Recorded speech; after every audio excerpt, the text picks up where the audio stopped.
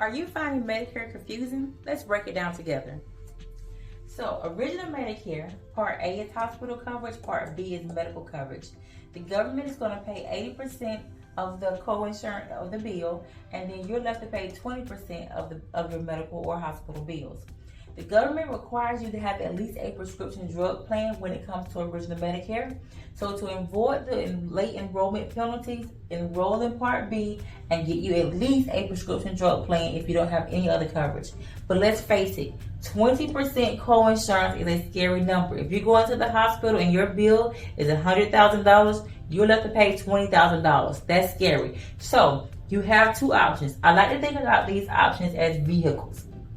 Vehicle number one is a Medigap plan. You're going to have your original Medicare, and in 2025, original Medicare is $185 per month. When it comes to, you can add a Medicare supplement plan, Plan N or Plan G. It is going to cover everything original Medicare covers. It's going to cover your hospital and your medical. If you're coming in and your guarantee issue, you're turning 65, it's going to probably be about $80 to $100 a month for you, okay? And then you have to also add your dental, vision, and hearing, about $50 to $100 per month. And then you also have to have, again, at least a prescription drug plan, $30 to $100 a month. You're looking at about $365 to ride in vehicle number one for your Medicare coverage. Think about this vehicle as paying up front for your services in higher premiums, but at the time of service, you don't pay anything as far as co-payments or deductibles, okay? Vehicle number two is a Medicare Advantage and prescription plan. It's going to also help you pay your 20% co-insurance. This plan is similar to as you was working on your job. You paid a monthly premium, and then when you had services done, you've made a co-payment. So you may have made a co-payment to your PCP, a specialist, or urgent care, or ER. That is what Medicare Advantage and prescription drug plan is similar to. You have your original Medicare again in 2025. Part B is $185. Most MAPD plans are $0. Inside this plan is something called a MOOP, a maximum out of pocket. So your maximum out of pocket, for example, may be $4,000. And what happens is, you know up front if something catastrophic was to happen, like hospitalization for several days, you had chemo treatments, you had cancer or stroke, or whatever the case may be, the most you're going to pay is on your plan. So you can prepare for long-term issues to come up. You have a dental allowance built in within the plan, and you have a vision allowance built in within the plan as well. Also, some plans come with food and home cards, but you must qualify.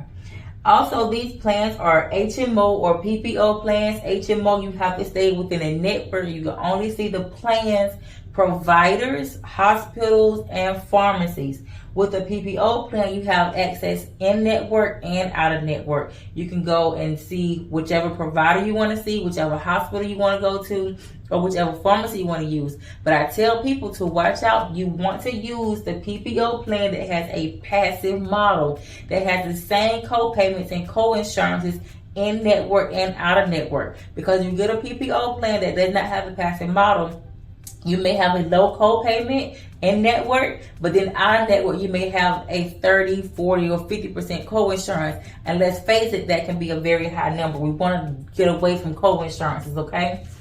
Also, think of this plan as pay at the time of service. So you'll pay a co-payment to the ER. You'll pay a co-payment to the PCP, all right? So do you want to pay up front, or do you want to pay at the time of service, okay?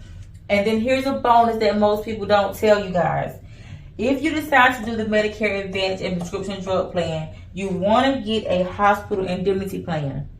This plan is about an additional $50 a month. But what happens is those major co-payments that you get to your maximum out of pocket with, it's going to pay that co-payment for you. It'll send a check to your home within 2 weeks.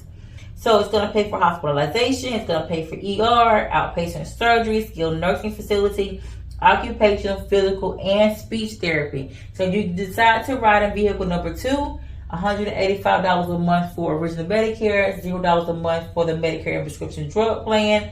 And then again, you don't have to get a hospital indemnity plan, but I highly recommend it. An additional $50 a month. You have full coverage for $235 a month for 2025. Which option is best for you? Vehicle number 1 or vehicle number 2? Please let me know.